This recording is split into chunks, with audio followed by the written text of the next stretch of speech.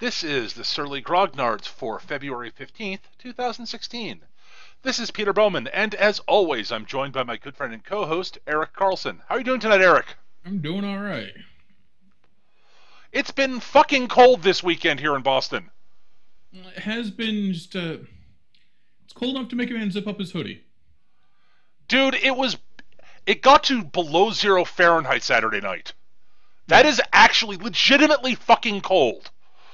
Yeah, it's cold enough to make a man zip up his hoodie. And maybe his outer coat, too. Uh-huh. And wear gloves, probably. Nah, I didn't bother with gloves. I got pockets. It was fucking cold. That's actually legitimately fucking cold. Yes, it was legitimately cold. For all the posturing, it was actually quite cold out.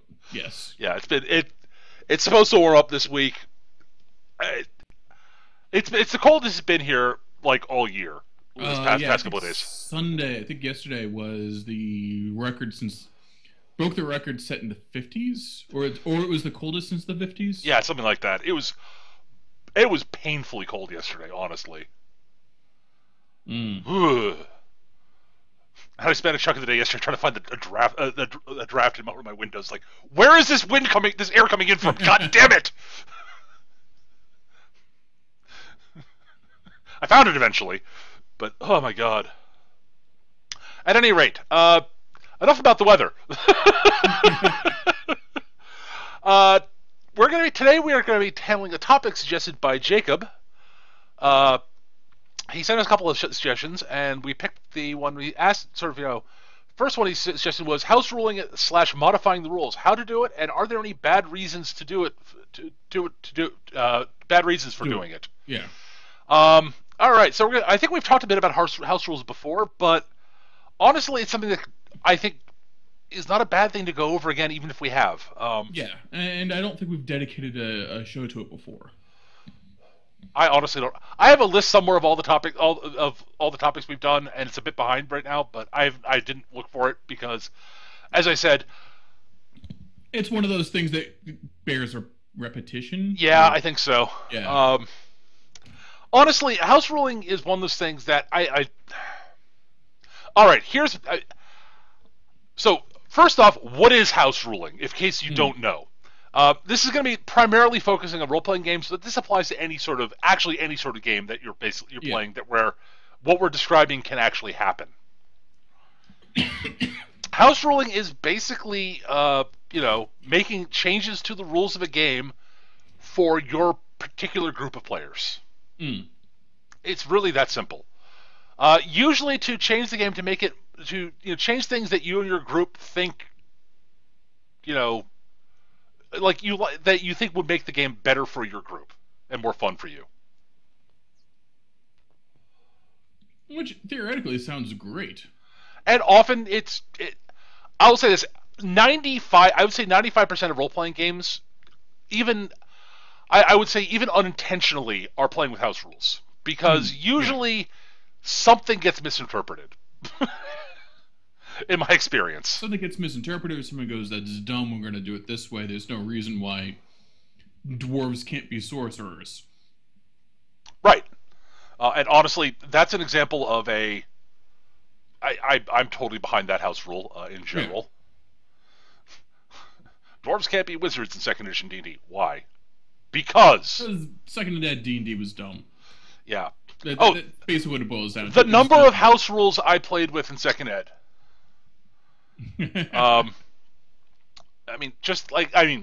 For example, up through 2nd edition, non-humans had level limits on how high a level they could be in certain classes, which was was the dumbest thing ever implemented. It was in theory. I know why it was put in there. There are two reasons why it was put in there. Well, theoretically, it makes humans more desirable as a class to play. It's a balancing issue, yeah. Or race to play, yeah. Because aside from that, in 2nd edition and before, there really aren't many good mechanical reasons to play a human. In fact, there's one. Beyond the whole dual classing. Oh yeah. As opposed to multi-classing.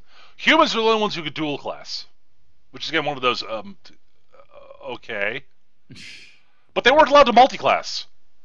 Yeah, again. Okay. Okay. But non-humans have level limits. Okay. Non-humans have superpowers, but they have level limits. Not impressive superpowers for the most part, like night vision and all that. Right. I totally get most of that, and I get why. So I get there has to be some sort of reason why humans, they get non-humans get like minor tweaks to their stats. I actually get that from like an attempt at a game balance. I get it. It's just a terrible attempt at game balance. Yeah. That said, for the most part, most of the level limits probably weren't low enough to really impact most campaigns, because most campaigns really don't actually get much past level 7. That's actually something that's very true. That's something that they actually found out when they did a lot of research before doing 3rd edition, which is why they focused so much of 3rd edition's playtesting on up through level 7 or so. Yeah. And which is why after that the game completely fucking breaks down. This is true. Yeah, and that's why the game just breaks at past level 7 on 3rd edition. Where was I going? I completely lost my trail of thought. Anyway. But yeah, there's a house ruling in RPGs, particularly with stupid stuff like, why are there level limits on demi-humans? That's stupid. Right. Totally get that, and I always house rule that. Yeah. Most groups end up house ruling how you roll up your stats, because the straight 3-6 rule is. Yeah, the 46 dropped the. That was it. That was an optional rule, at least. Yeah. That was presented in the rulebook as one option for doing stats, and it helps a lot. It really does, but I custom critical hit tables for D&D were a big thing in 2nd edition. Oh god, yeah. All house rules. All of them, because there wasn't one. Yeah. So critical hit, critical fumble, because they were all the rage back in the early 90s. Late 80s, early 90s, yeah, absolutely. Because, well, I don't know what system first it started it. The first one I encountered was Rollmaster. Yeah, same here. And they're hilarious, but have some really amusing sort of unintended consequences. And that's actually the problem with house rules a lot of the time. Yes. Is a lot of house rules end up having unintended consequences, because there's often a reason stupid rules are the way they are. As a general rule of thumb, I try whenever I run a game to run it by the book the first time I run it. Oh, absolutely. That's my feeling, and once you've got a feel for the house rules, you can for the rules as written, you can start tweaking things for to suit your players if necessary. Yeah, I mean, like there are a couple of occasions where I will have read through the rules and will go, okay, I know for a fact I can change this, or even if there are some unintended consequences, this probably won't be a real problem, even if it is. Like allowing certain races to play a class that they're not allowed to play. Right. Normally. I know you did that in the first IK game you ran. Yep. Basically the pugilist is for Ogre and Trollkin only, the big guys. But someone really wanted to play a gobber that punched the hell out of things. So it was like, well, this is clearly not attempting to power game at all, because goblins aren't physical powerhouses. It's not like they're trying to build a Gatorman pugilist. Right. And I find the concept hilarious and endearing. Right. So I was like, yeah. And I honestly couldn't think of a reason why pugilist was limited to just Trollkin and Ogren, beyond the fact that you're going to hire big, scary races to be bouncers more often than not. Yes. And that's sort of what the pugilist is supposed to be. Yeah. It's clearly what it's supposed to be. Right. It's a martially focused bouncer. Yeah. He's not a kung fu ninja. He just punches things. It's in the fluff description of the career. Yep. So yeah, I mean, I get that. But we figured, what the hell, and I agreed with you, because yep. I figured I was like, yeah, sure, whatever. Not that it was your game, so I wouldn't have objected strenuously anyways. But right. Well, I trust you to go to point out any things that I might have missed. Yeah, and I could not think of anything. I'm like, how? And the creature ended up being a lot of fun and hilarious to watch fight. Yeah, and he would have been much more dangerous had he been a Trollkin or an Ogren. Ogren, yeah.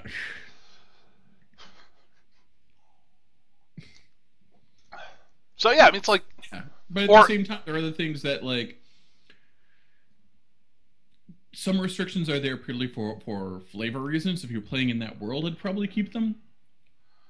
Yeah, probably. Like, I wouldn't allow an Ogren Screwtator, for example. Sure. I probably would. I totally get why. I totally get from a flavor standpoint why the Ogren aren't able to use magic. Right. Don't get why they don't have intellectual, but you know. Yeah, that one's dumb, and I agree. That one is dumb. Yeah. I can understand why the NIST don't have intellectual, because they're all refugees and all their smart people got eaten. Right. And the Trollkin is sort of a balancing thing, really. It's sort of a balancing thing combined with the fact that formal education just isn't available for Trollkin. Right. Racism happens. Right. So, yeah, fine. Whatever. And Trollkin have so many other options anyways. Whatever. Fine. Yeah. Yeah, again, it's sort of one of those things, like, fine. But yeah, so, as a general rule of thumb, though, I mean, I think house ruling is one of those things that is definitely... I definitely think that house ruling is one, but I mean, it doesn't just apply to role-playing games, obviously. But before we go, so like I know for a fact that a lot of people end up house ruling a lot of stuff in a lot of tabletop war games too. Yep. Although I haven't played a lot of that, honestly, because there's always the tournament scene lurking in the background. People want to play as written because of that. Yep. But like friendly games of wartime. Lots of stuff got house ruled because we decided it was dumb. Right. Necromunda, I remember the random advancement tables and going, okay, there is absolutely no reason why you can't choose between weapon skill and ballistic skill instead of rolling for it. Yeah. Because then you end up with friggin' zealots with ballistic skill 6. Honestly, it's not a pet peeve of mine at all. It wouldn't be, honestly, from a purely, I actually wouldn't have I wouldn't have as much of a problem with the randomly having a guy from a gang who's normally focused on melee becoming a really good shot, or a gang's primary focus is shooting becoming a really good melee. If it wasn't the fact that could happen to the various sub ganger types that are restricted from having actual ranged or melee weapons. Exactly. Yes. So. If it wasn't for that, then sure, a random, Delac becoming a badass in melee combat is kind of fucking hilarious. Yeah, and I'm cool with that. But when you can't actually get a hold of actual guns for your frenzied, frothing religious zealot, then he should probably just stick to the giant chainsaw you bought him. Yeah, I agree. That's the thing. Is it's one of those little bits of design that I look at and I go, oh, GW. Yeah. Oh. You clearly built it with these guys in mind, and then when you started adding other stuff, you didn't alter it to accommodate them. Oh, that's because GW doesn't do that sort of thing. Yeah, looking at you, Battlefleet Gothic. Oh my god. There's one of the rules in Battlefleet Gothic that I would have had to house rule if I'd played it if I actually played it much beyond trying it a couple of times, was their critical hit tables. Oh yeah. Yeah. Because it was a 2d6 roll, and it turned out mechanically that you were more likely. So you rolled 2d6, and you were more likely to have critical hit happen to your. I'm trying to remember exactly. Oh, I remember now. So it was like a 2d6 roll, and one side was more likely to get crit hit than the other. It was like the port weapons were more likely to be hit than this because the port weapons were on a 5 and the starboard weapons were on a 6, something like that. And it was 4 and 5 because I forget what 6 was. And it was the reason they did that, and you look at it, you go, that's idiotic. Why is it not 5 through 6? 5 is facing weapons, and 6 is weapons on the other side of the ship. Right. That would be logical. I think we ended up doing that, honestly. Probably. And if it's from directly ahead, defender chooses or something like that. Yeah. Irrelevant. The reason they did it, it turns out, is because the hit and run tables, when you do boarding, sort of the not hit and run, but the boarding attacks. For when you're rolling what you hit, you roll 1d6 on the critical hit table. And they wanted that to be able to affect either the port or the starboard guns. Starboard side, right. So, okay, well, that makes it easy. And without even thinking about the effects of the probability and the complete illogic of one side's guns are easier to hit no matter where you're shooting at the ship from. Oh, GW, why? Why? Honestly, because it's GW. Yeah. They got a great IP and some great ideas, but they have a tendency to drop the ball when it comes to actual rules. Yeah. So that's one thing I look at it and go, okay, that's an obvious one that you fix. Right. And that's the sort of thing that I'm big in favor. Like that's just, outside of changing things for just because that's the sort of thing that actually often gets house ruled in my experience is stuff that the game company clearly missed something during playtest. But again, it's one of those things that in terms of how to do it, back to the question of how to do house ruling, is you really do have to spend some time actually studying the rules ahead of time so that you can figure out what the consequences of making that rule change are. Yeah. Because, for instance, like just changing it so like, okay, we'll swap, we'll swap the one that's on 4 with the one that's on the other side of the bell curve. If you do that just straight up, then you have the problem that if you're doing boarding actions and you follow the rules that are written for boarding actions, you can no longer hit one side's guns ever, right. And you're going to get the boarding result on something you were never supposed to get a boarding result on.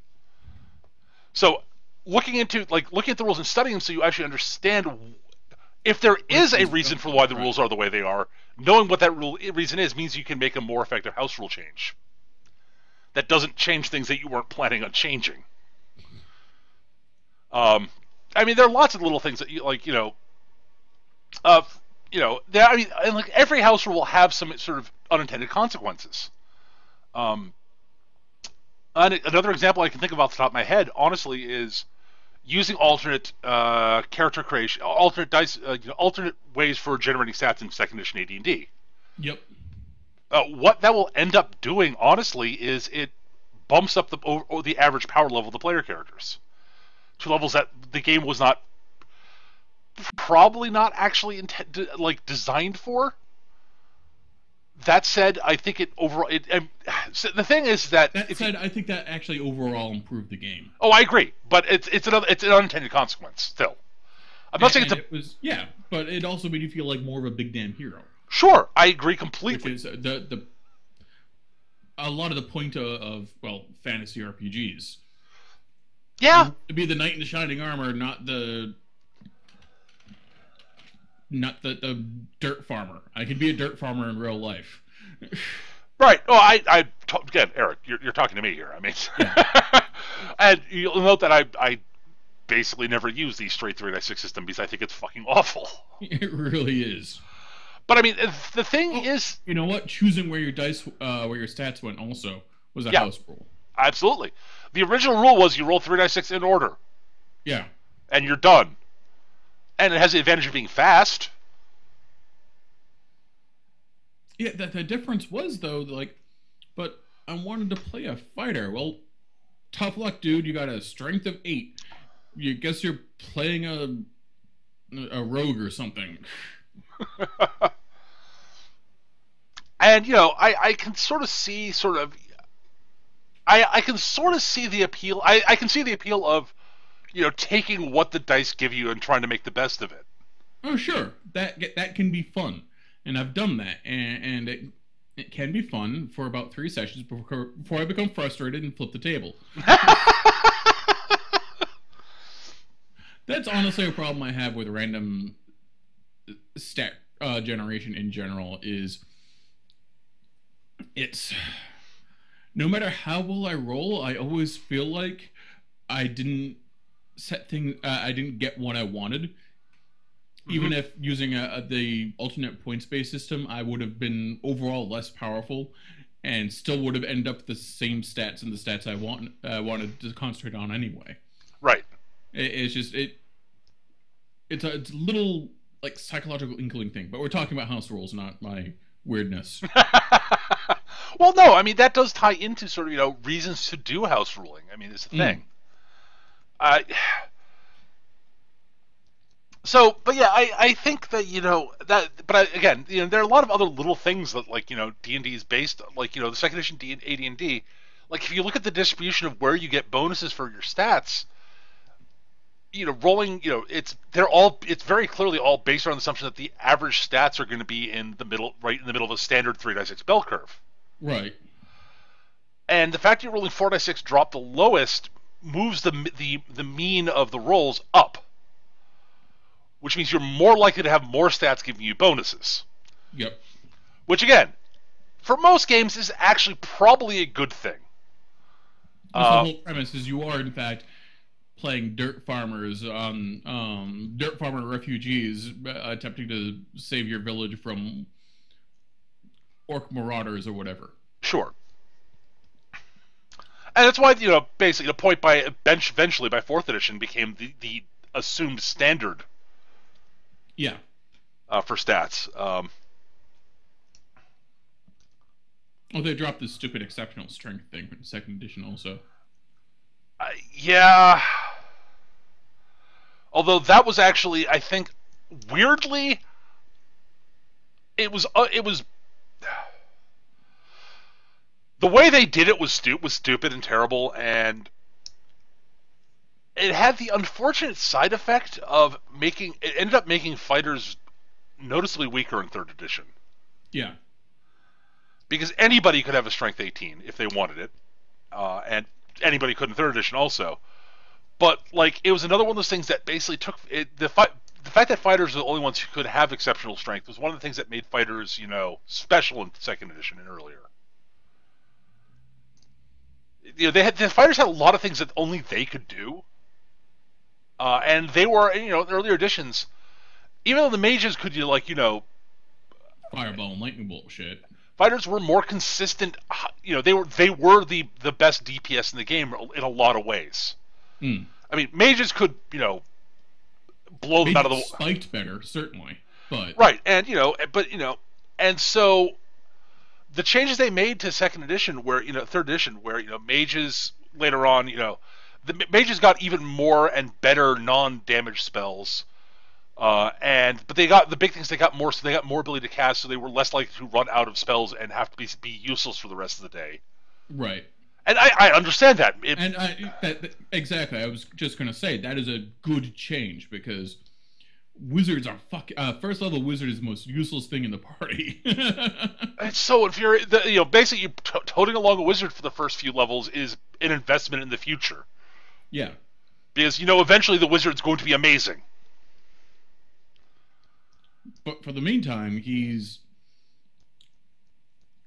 more a liability than anything else. Yeah, I mean, especially at first level because he's so freaking squishy in 2nd edition. Oh my god! And that was a good thing, and it made mages a lot more fun at low levels. Unfortunately, they did the monstrous engines of destruction past level 7. At past level 5. It's just the sort of difference between the mages in the party and the fighters in the party. It starts out fairly narrow, and like in the fight with the fighter above, and it's sort of they start moving towards each other, sort of and cross at a point at about level 5. Yeah, and it's the sad fact is, like, purely mechanically, the fighter he's a budget barbarian. Because the barbarian does everything the fighter does better. For the most part, yeah. The only thing fighter gets that the barbarian does in his weapon specialization. Yeah. Which is good. That's weapon specialization is great. But There's just a lot of things that fight like that, that used to be the domain of fighters, and they lose. Um, yeah. Beck in the chat mentions wizards cast sleep then goes to sleep. Yeah, level 1 wizards in first edition AD&D, Dungeons and Dragons before third edition were low level wizards were somnomancers. They cast sleep and we're done. Yep, pretty much. Because sleep was amazing. It meant that one fight per day, the party won. Yeah, hands down. Which is why you wanted the wizard. Is if things were like, okay, wizard, do your thing, sleep. But the thing is, like, if you're playing a wizard, you might not want to be a somnomancer. You might want to throw lightning and fire and like summon like giant monsters to fight for you and all that stuff, and you get to do really later on. But you can't even like. Oh, you gotta sleep, dude. Magic missiles, a dagger strike from range. Woo! Yeah, eventually magic. That's the thing about magic missiles. Like, it starts out, magic missiles not that great, and then by level 5 or so, magic missiles gas. Yeah, magic missile becomes one of the best first level spells. No, not one of the. It becomes the best first level spell. Because eventually things start shrugging off sleep, and magic missile is amazing. It's just a whole lot of damage, and you get to do a magic Macross missile swarm. Yeah, and it cannot miss. Yeah. It's just apply damage as you see, like, okay, and you get to divvy it up, and it's great. It's amazing. Yeah, magic missile's great. And there are a couple other first level spells that are arguably in the same ballpark as sleep. Sleep's the best, but like magic missile's still really good. Color spray's really good because it can it's. It can disable a bunch of stuff. It stays effective longer than sleep does. And and you're killing people with the rainbows. Yeah. Which is just hilarious. So there are a bunch of spells that but and but so they decided to make low level wizards more interesting, and they did, and it helped, but they left wizards on their logarithmic power curve, and fighters were on their very sort of standard. Got left behind is the problem. Melee in general got left behind in third edition. Well, it's a the spellcasters are on logarithmic power curves, and melee types are on more linear curve. Thank you. That's the word I was looking for. It's not entirely. They're not completely linear. There is a curve up for a little while, but then it becomes linear. Yeah.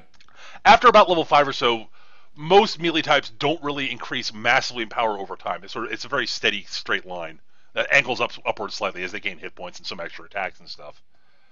But one of the problems that they have is that like melee types is their big sort of extra way to do damage is multiple attacks, which you only get if you don't move.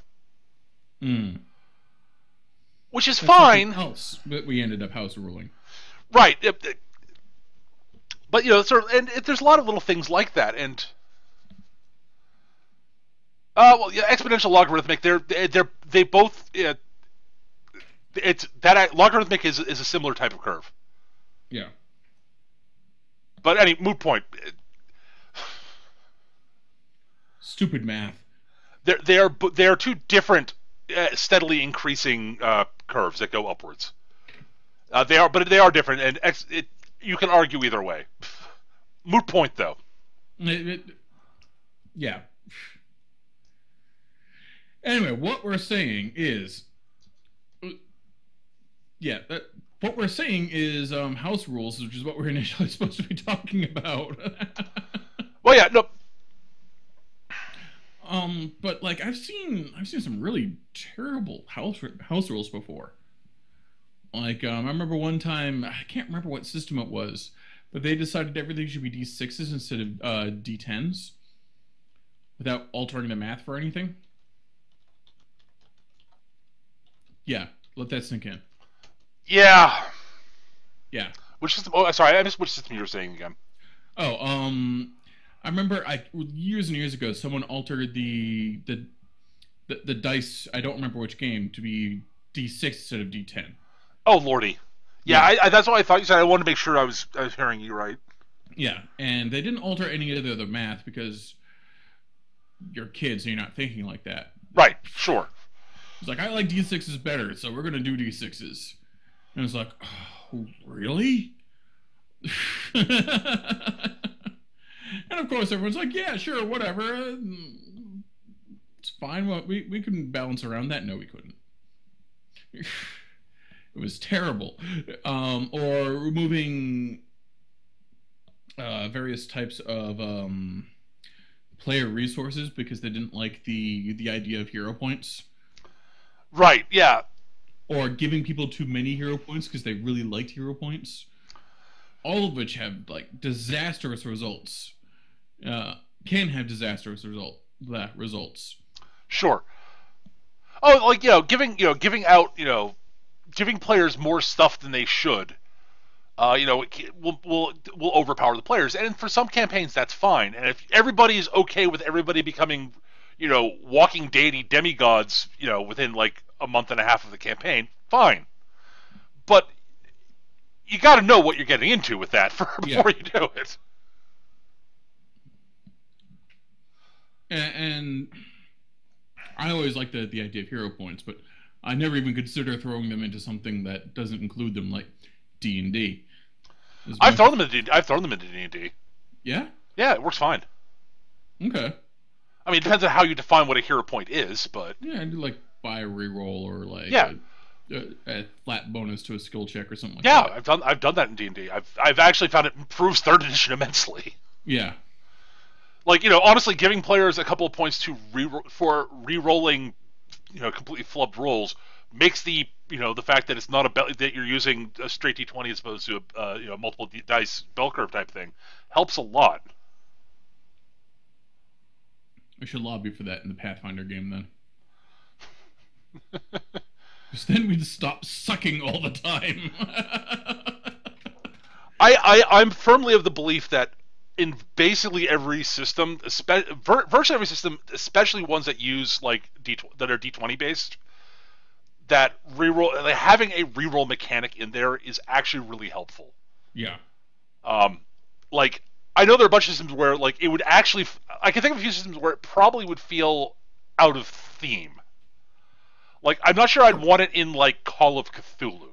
That was the exact example I was coming up with. Like, or that stays the hell out of Call of Cthulhu because it's totally out of theme. I think it wouldn't work in Paranoia either. Well, Paranoia has its own reroll system, which is, oh, you're dead, here's a clone. Right.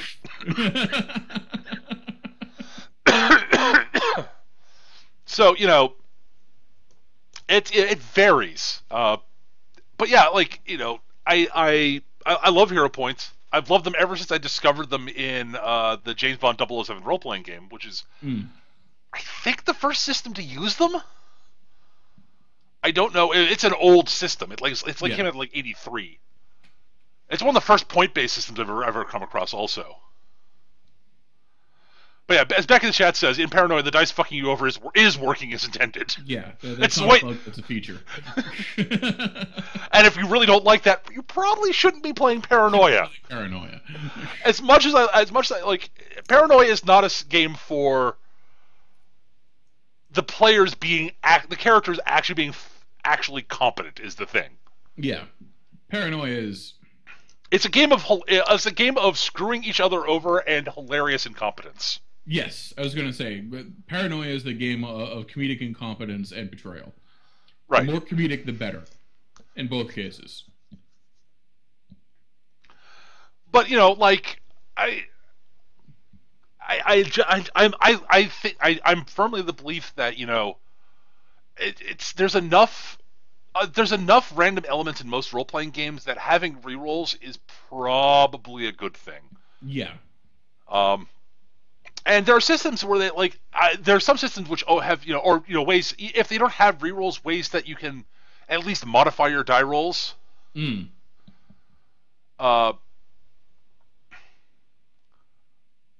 so on and so forth. So yeah, there's usually something like a fate point or right. Or something like that, where it's like spend this to gain, you get this many each session, and you get to do these things with it, like re-roll a roll, like auto succeed on a non-combat test, that kind of deal. etc. Right, and there's and occasionally like you'll see systems where they. My one sort of beef with some of them is occasionally there are systems that give them to you, but the system itself seems loath to want to give them to you. Yeah. Like, 7th Sea gives you drama dice, which you can use to, whenever the players can spend their drama dice to, roll. Basically, you get extra dice. The problem is that every time that player uses a drama die, they hand it over to the game master to use for the bad guys.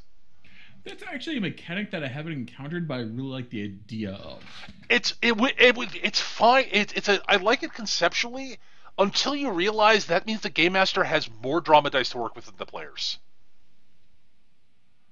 Well, the game master doesn't get drama dice because he's the bad guys. But he gets drama dice because the players are going to be using them constantly, or in theory, he's supposed to be using them, which feeds into the game master, which makes the bad guys better. And when he uses them, they don't go back to the players. Okay, I see what you mean. So it's like, okay, so each player spends a drama die. There are 5 players. The game master now has 5 drama dice. See, I was thinking like, and as a way to do it was something that got passed around, like the player uses a drama die, which gives it to the game master. The game master then decides to use it on an attack. The attack that the drama die is the target of the drama die then gets that drama die. Nope. It gets passed around. That's not how it works. Oh, because that would be a really interesting mechanic. Nope. That would be an interesting mechanic, and it'd be interesting. I'm not sure it would be good, but it's interesting. Yeah. And honestly, the drama die mechanic from 7th Sea is an interesting idea. And there are a couple of ways. There's an advantage you can take that you get bonus experience if you don't spend your drama dice. But I know a lot of people who run 7th Sea actually house rule that advantage isn't allowed because it's quote cheesy. Which my reaction is, but you're being you get kind of screwed over by using them. I just like the idea of like, particularly in 7th Sea where you have like everyone's playing like Harlequin romance like covers and everything. You've got this one salty boast and it's like nope, not instant, no drama, and he doesn't use drama dice. Yeah, sure. And that's hilarious. I mean, as I said, I conceptually like the idea as long as there are a lot of good ways to get drama dice back as a player, and as long as the game master if the drama dice for the game master are a little bit less powerful than the player character ones, I think it's okay. Well, as long as the using them doesn't screw the players completely, I'm okay with that. Well, it's like feat points in Iron Kingdoms, right?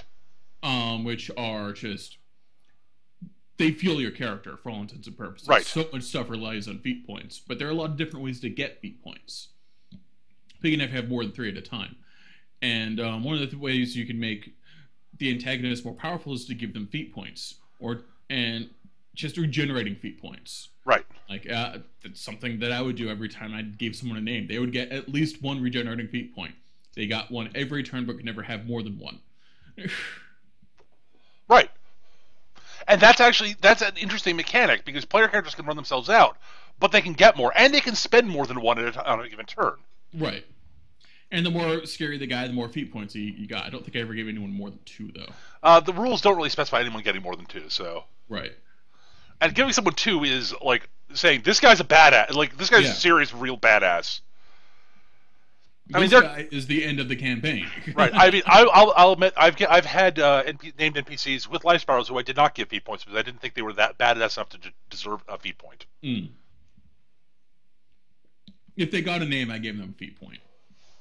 The Cephalax had 1 in the campaign I ran. Oh, the Cephalax in the campaign the game I ran with you guys, the Unleashed had 1 also. Yeah. Yeah. Thinking back on it, seeing as he was pretty much the end boss for the adventure, I probably should have given him 2. I could have seen the argument for that. Yeah, and because you guys also roll over there and encounter a lot quicker than I thought you would. Yeah. But at any rate, so I do want to say, like, there are a lot of good reasons to make house rules, to get into that sort of this bit of the question that prompted all this. And largely, it's the best reason is to make the game more fun for you and your players. That's like, That's yes. And bad house rules are ones that are all about dicking over your players or promoting ones that encourage that are there to promote Monty Hall cheesemongering. I'd agree with that for the most part, unless you're actively trying to get a Monty Hall cheesemongering campaign going, which Yeah, can be if you're fun. basically doing Hackmaster in Shadowrun, yeah, go for it. That's if you're intentionally doing that, go for it. I mean, but know what you're getting yourself into. That's the key thing. Is as we said sir earlier, remember that any house rule can have unintended consequences, and try to think of what the implications of making a change are. And I also want to say that's the thing is like there are a lot of rules that as a game master you will look at and or as a player you look at it and go, that's stupid. Why would you ever do that? I'm going to change that. Well, there's for I would say about 80% of the time at least there's a reason for the rule being that way. And changing it just because it doesn't fit into your preconceived notions of how a game should be is dicey. Yeah. Here's the thing about all rule systems for whatever you're doing. They're fairly they're more complex systems than they seem at first glance. Yes. And fucking with things can have all kinds of cascading unintentional consequences. Absolutely. And honestly, I mean, as saying, speaking of someone who's been playing tabletop role-playing games since, for God, 30 years, at this point, or longer. I've played a lot. I've been playing for a long time. I've played a lot of different game systems. I actively find studying rules to be interesting. I do it a lot. I still get caught off guard by changes, and I make sure to take time to think about why a rule is the way it is before I even think about changing. And I usually try to, as I said, run a game as written so that I can see the changes, see how the game works in actual play before games, role-playing games especially, have a lot of moving parts. Yeah. So changing something, as we said, can change something else without meaning to. This is true for any game. I mean, tabletop war games. There's a lot of stuff like that. Also, there are a lot of things you'll want to house rule in a lot of games, and I don't say don't do it ever, because again, just be careful with what you're doing. Right, and I will also say this: I'm less inclined to house rule like tabletop war games in a role playing game. I would agree with that entirely. Because the tournament system's always tournaments are always sort of looming in tabletop RPGs or tabletop war games. Yeah, it's not so much that for me. The reason I am loath to do it in them isn't so much is because you're more likely to randomly play a game of your favorite tabletop war game with someone who's not normally part of your gaming group, right, than a role playing game. And if you are playing with house rules a lot, it means that if you're playing with someone who don't game with normally, you're not necessarily any longer playing the same game. And there'll be things that are like expectations from both sides that'll be different, and that can lead to arguments and hurt feelings and make it less fun for both of you. So absolutely. And that's something you really want to avoid. And like I said, you may not have any intentions of ever playing in a tournament. That doesn't mean everyone in your group feels that way. Right. And if you've all been playing with D6s explode in 40k for some reason, wow, you suddenly go to a tournament and you can't build your entire strategy around this, and now you're boned. Right. And and again, there often will be changes there'll be things that are effectively house rules for groups unintentionally because you misread the rules. Yeah, certainly. A great example I can think of was back when Babylon 5 Wars, one of my favorite tabletop games I've ever played. For a long time, we were playing, and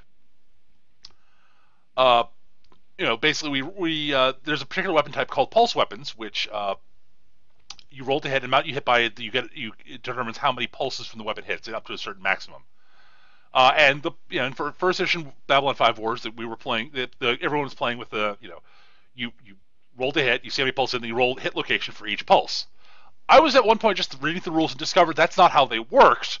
They actually hit the same location. All the shots hit the same location. And we all said, "Oh my God, this makes the heavy pulse cannon the most brutal thing in the game."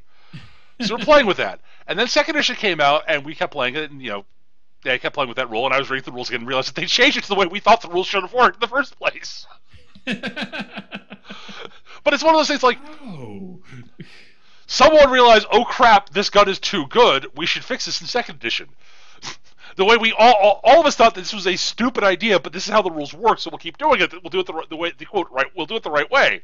And apparently, the game designers realized, oh crap, that was a terrible idea. But again, we were playing it wrong because we'd misread the rules, and then an edition change happened. We didn't think that they would have changed the way that mechanic, because clearly that was intentional. Until I was doing one of my usual, I'm going to read through the rules tonight because I don't have anything better to do, and we're going to be playing tomorrow. I want to make sure I'm fresh and everything. And they changed the rules on heavy pulse cannons again. Well, that's interesting. Hey guys, they changed the pulse cannons rules the way we thought they were. We all thought they worked originally. Oh, okay, that's good to know. We all laughed about that. But because again, the way it worked the way we played it originally made sense. Yep. Why would they all hit the same location over and over and over again? I'm reminded of one of the editions of Warhammer Fantasy with the Skaven book. Okay. This is one of the ones where they had common magic items at the back of the big red book, the main rule book. And then every race got their own list of magic items. Right, I remember that. That was 4th edition, I think. Fourth and fifth. Both fourth and fifth had that. Yeah. In any case, what happened was there was a Skaven item that was like Warpstone tokens or something like that. It did the same thing as the Power Stone. So except it cost twice as much as the Power Stone. But the Power Stone was consumed on use. So clearly the Warp Tokens means you have a bag of them, and you can just munch on them whenever you want. Also, the Warp Tokens had a deleterious effect. Like, if you rolled a 1 on the die using it, you, took a wound or something stupid like that. Very scammy. Yeah, Turns out they're just twice as expensive carcinogenic Power Stones. And I know why they did that. Because you could have both a Power Stone and that. Sure, except why was it twice as much? Well, get the same amount of points would make sense. I can even say making it more expensive just because it's an opportunity cost for Skaven to have extra Power Stones, basically. Double cost seems a little excessive, I admit. Yeah. But yeah, this is back when GW gave a shit and stole the Dorados. I think this was 6th edition. Now I'm thinking about it, because 6th edition was actually thought out and play tested and play balanced properly because they brought in power gamers to actually help rewrite the rules. Yep. Thank you, Tumas Perrin and Alessio Salvatore. Alessio. Oh God, yes, because this is the edition where they got rid of the Doom Wheel because fuck you and everyone that bought a Doom Wheel. That wasn't those guys' fault. No. That wasn't those guys' fault. They also got rid of the Vermin Lord, now that I remember. I didn't ever use the Vermin Lord because it's a big investment of points that sitting right there in the middle of your army begging to get shot with cannons. But, yeah. I think they did bring the Vermin Lord back. I know they got rid of the Doom Wheel in 6. Back in the next book, and the Doom Wheel. Yeah. But at any rate, as I said, I'm much more inclined to house rule role-playing games than any other form of tabletop game. Yeah, because you're always playing with this group of people, or at least this regular campaign of yours. Right. So. Yeah. You're not going to D&D tournaments, which used to be a thing, which boggles my brain. It still kind of is a thing. Weirdly, I got nothing. I really got nothing on this. I understand conceptually what they're trying to do, but It yeah. just seems so counter to the spirit of the game. Well, you have to remember, originally D&D grew out of a tabletop war game, so there's a lot of Yeah. the original people who played it were war gamers, so I can sort of see where they're coming from on that. But yeah, it's one of those things that, yeah. I've actually run tournament modules. Boy, they're lethal. Since the whole point is, the way you advance is by surviving. Right. I've run two separate tournament modules actually, and they're both, one of which is infamous, and the other should be infamous if you actually know it. And people have listened to us know. I've talked about the second one, which is the Mad Goth's Castle, a couple of times. It's the one with the shrunken castle and some things that didn't shrink, some things that didn't, and it's hilarious. Whatever. The infamous one is the Tomb of Horrors. Yep. That was originally designed for D&D tournaments. I did not know that. I just know that it was infamous. It was originally designed for D&D tournaments, and it was basically trying to see. It was, and I can sort of see that's the sort of module I can sort of see being a tournament module. I get that because there's a lot of stuff that requires you to be clever and think about things outside of mechanical rules, and so that's actually kind of clever, But it's still it only really works as that because in a regular game, oh God, why would you do this to a party in a regular role playing game? It's actually the Tomb of Horrors is actually a major plot point in a novel I've read called Ready Player One, which is a big giant nostalgia trip for Gen Xers.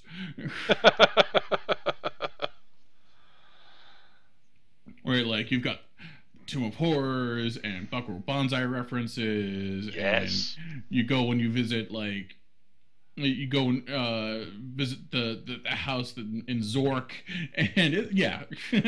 Oh, Buckaroo Banzai references. Yeah, that's something that's something I would love to see referenced more often than it is. I didn't know it was referenced in the Ready Player One. I've not read that. The only other place I've seen it referenced was in the BattleTech novels. Where with Team Banzai. With Team Banzai and Dr. B. Banzai, who's totally not Buckaroo Banzai. Nope, not at all. The watermelon even shows up. Yes.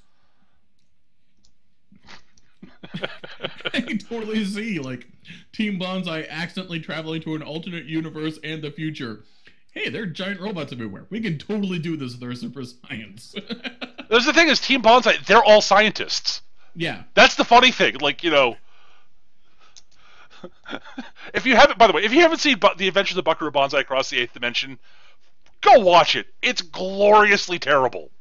Yes, it's It is objectively a bad movie from an objective standpoint. It makes no goddamn sense. The writing is not very good. The dialogue is fucking, and the actors are clearly either going full on ham or just completely mailing it in.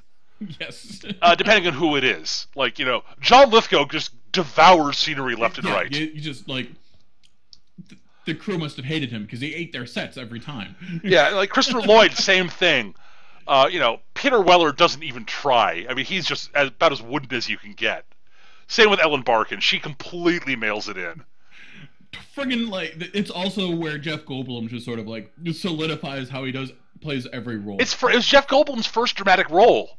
Yeah. It was the first movie he was in that wasn't a documentary. That's how he got into film.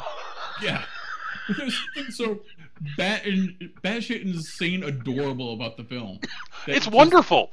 Yeah. And there are a couple people in there who actually turn in sort of, not terrible. They're actually doing sort of okay, Vincent Schiavelli does his usual I'm an awesome creepy character actor thing.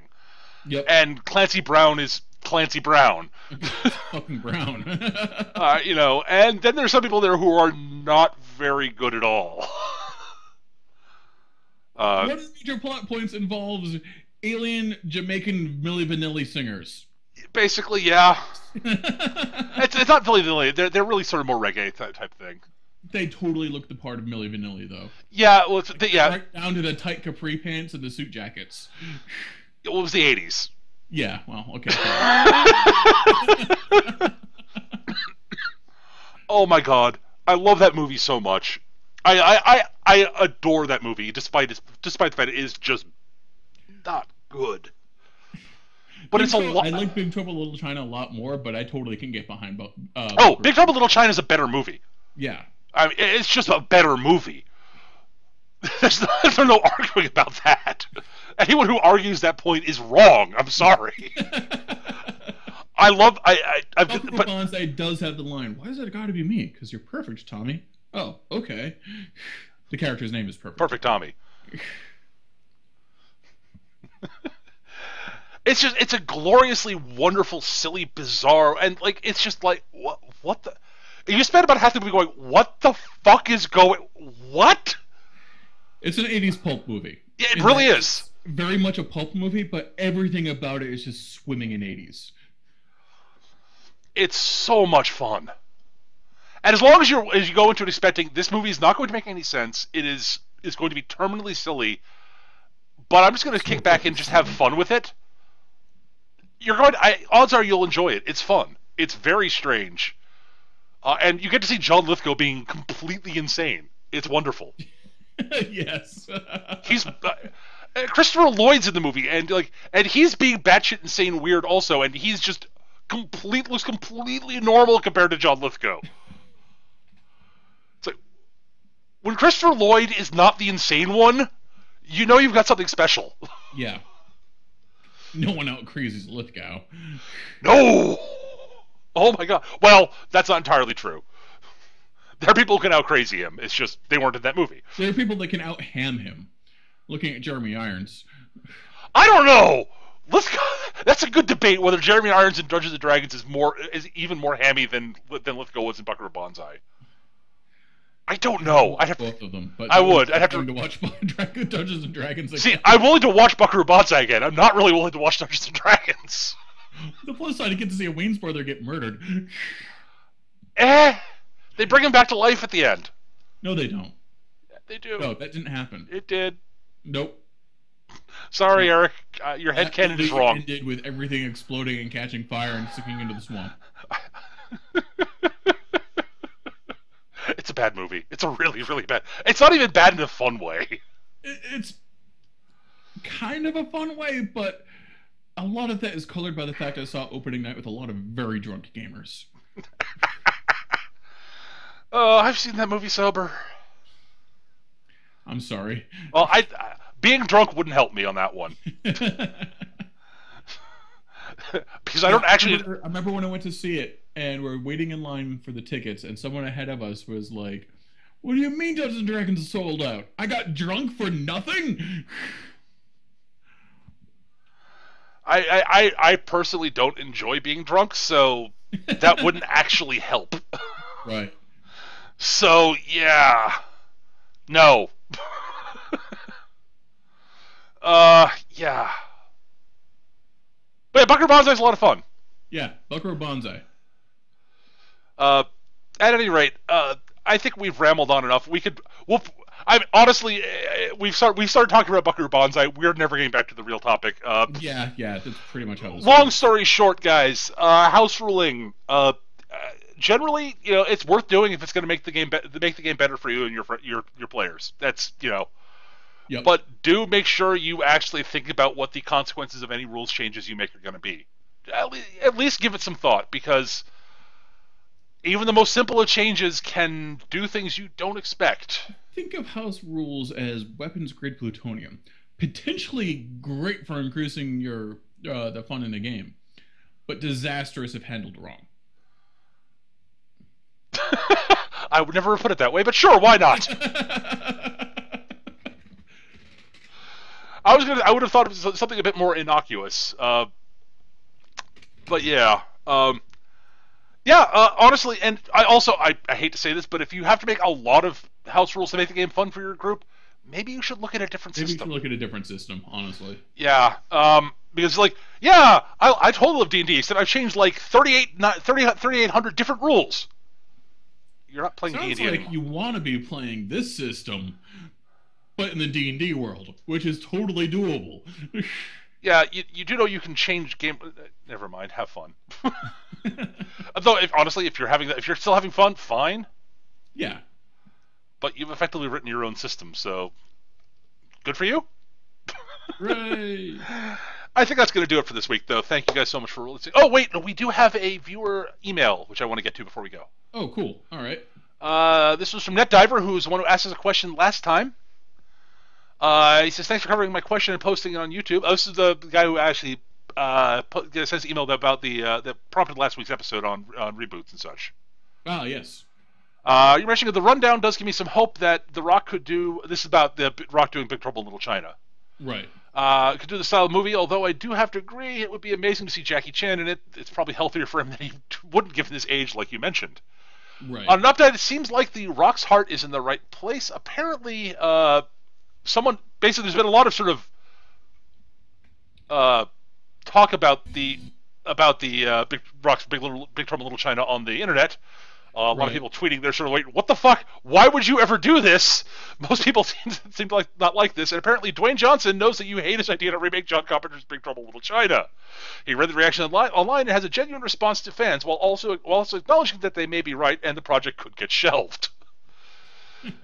He said, a quote from him, I loved reading the reactions from the fans that they were so polarized. I'm the same way. My response is, know that I come to the project with nothing but love and respect for the original, which is why we want to try to bring on John Carpenter. Are they trying to bring on John Carpenter? Apparently, that's Awesome. that's what The Rock wants to do. He also says, let's see what feels good and what we come up with and then go from there. And as we write it, if the whole thing starts to stink up, then we thank everyone for their efforts and accept that this just couldn't make it. So basically, he's like saying, yeah, if it looks like it's not going to work, we're going to pull the plug. Because apparently The Rock loves Big Trouble in Little China, doesn't want to make a bad remake. Good on him. I have no idea if that'll actually work or happen, but thank you, Rock, for at least having your heart in the right place about all of this.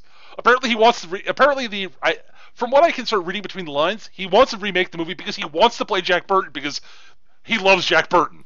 Yeah. To which I say, awesome. I'm not sure that Dwayne Johnson's the guy I would cast to play Jack Burton. Dwayne Johnson doesn't really have that everyman feel to him. But you know what? If he could pull it off, great. Good for him.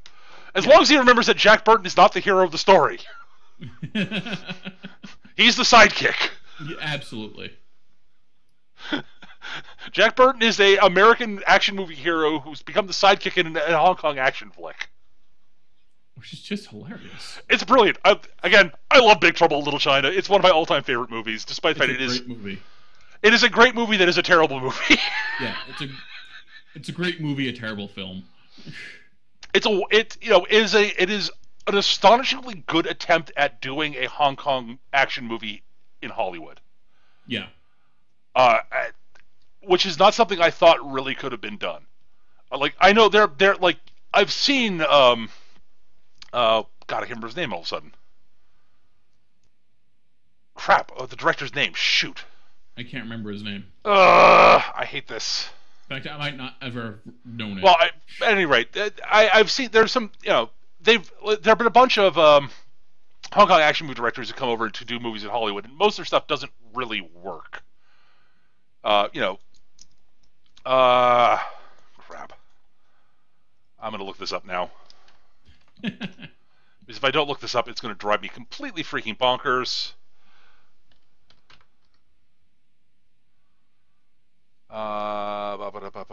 John Woo. Yes. Okay. Because, Face Off is John Woo trying to do a John Woo movie with John Travolta and Nicolas Cage as his stars. It's okay. It's fun, but it's not a really good John Woo movie. If you want a good John Woo movie, go watch Hard Boiled. Yeah, absolutely. Or any number of other John Woo movies, because John Woo is fucking awesome. He does The Killer. The Killer's great also. Those go watch The Killer or Hard Boiled. Those are both two absolute classics. or A Better Tomorrow also, or Better Tomorrow 2. I mean, Mm.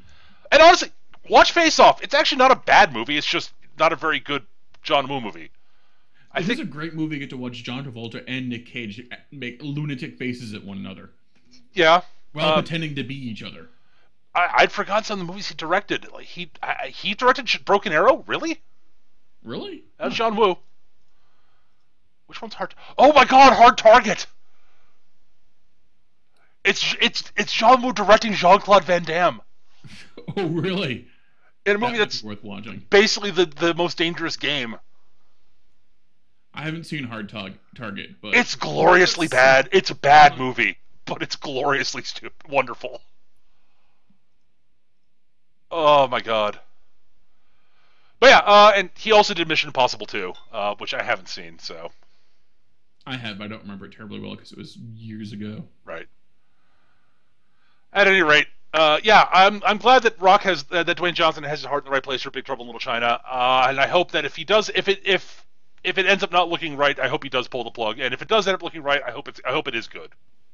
Just so long as it don't end up like some sort of bastardized lurching abomination like every write-up I've seen of the Americanized Akira,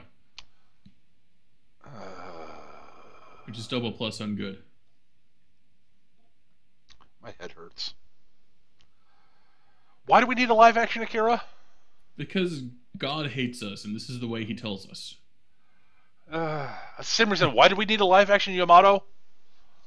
I've seen the live-action. I've seen the live-action Yamato, and it's not terrible. The guy that had to play Akita is really good. Well, that's good. Yeah. Whoa. It's pretty. Yeah. Anyways, guys, that's going to do it for this week. I think we should stop before I get too irate about live action remakes. Anyways, thank you for listening, everybody. I hope you enjoyed the show. If you've got questions for us to answer on the show, or we love getting viewer questions. We try to save time at the end of each episode for viewer questions. You can send them to us at our email address. Our email address is surlygrognards@yahoo.com, surlygrognards@yahoo.com. Or you can post them to us on our forums, which you can find at mechagm.forumer.com. Or if you're listening to us on YouTube, you can post a question in the comments, and I'll try to make sure to keep an eye on that for the show. If you're listening to us on YouTube and you want to make sure you can catch earlier episodes or catch whenever the episodes do go live, feel free to hit like and subscribe. That way you'll know when new episodes are uploaded. If you've got feedback for us, constructive criticism and the like, ways we can make the show better, we really do want to hear that. So do let us know. Email address, forums, YouTube comments, what have you. We really do love that stuff, guys, so please do let us know. Yes, that stuff is awesome. Also, if you've got show topic suggestions for us, we love those at least as much as feedback, if not more. So let us know if there's things you want us to hear us talk about for a show. It means we don't just sort of go, oh God, what are we going to do? We'll talk about, I don't know, dinosaurs. Dinosaurs are awesome.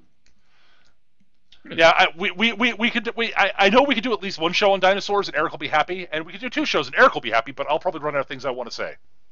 Well, I think the first thing we need to do is duct tape Tyrannosaurus to each of my feet so I can go dinosaur skating. See, guys, give us show top suggestions. Otherwise, this sort of conversation might actually happen. Please, dear God, save me from this. Come on, it'd be awesome, and they could eat people, and then they would fight. But that might be bad because then I'd end up doing a Van Damme split, and then I'd keep going, and it'd just be really messy. Maybe Velociraptors instead. So yeah, if you guys show topic suggestions, please send them to us at any of those places, any of the usual places. We record the show every Monday. We record the show on Monday nights at roughly 7 p.m. Eastern on hitbox.tv/mechagm. There's a dash in there, mecha-gm. Yeah, and I tweet out when the show's going to go live. Keep an eye on my Twitter. My Twitter handle is @mechagm. Eric has no Twitter because Eric does not believe in the internet. The internet is not real. He says as he's recording a podcast on the internet. Listen, I understand just what's a delusion and what's not, and this whole thing is part of my delusion. I know it's not real. Doesn't mean I can't participate. Right. Thank thank you guys for watching. I hope everybody enjoyed the show, and we'll see you guys real soon. Take care. Have a wonderful rest of your week, everybody. Bye, humans.